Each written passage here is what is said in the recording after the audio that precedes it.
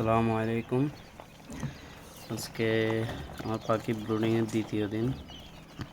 দেখেন সব আলহামদুলিল্লাহ অনেক সুস্থ আছে।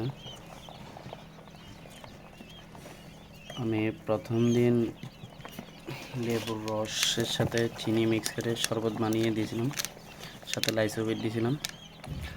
আর এরপর থেকে পুরো দিন এই যে লাইসোবিট এটাই দিচ্ছি 1 লিটারে 1 গ্রাম। আপনারা চাইলে প্রাণী সম্পদ অধিদপ্তরের ওখানে বা যে কোনো পশু পাখির ওষুধের দোকানে গ্লুকোজ পাবেন। গ্লুকোজটা দিলে খুব ভালো। বড় খামারিদের থেকে যা জানলাম, এখানে আলহামদুলিল্লাহ সব সুস্থ আছে।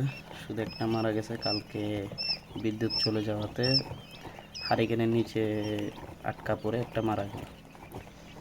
আলহামদুলিল্লাহ বাকি সব সুস্থ আছে। দেখুন খুবই চঞ্চল। এটা আমার কেন জানি মনে হচ্ছে প্যারালাইজড, হাঁটতে পারতেছে না। কেউ যদি জেনে থাকেন জানাবেন। সাইডে লাইট দিলাম, পাইগুলা আলহামদুলিল্লাহ আমার সুস্থ।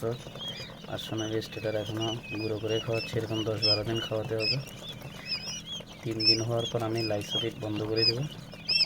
এরপর থেকে দিব ক্যালফ্লেক্স আর হচ্ছে যে থায়াবিন।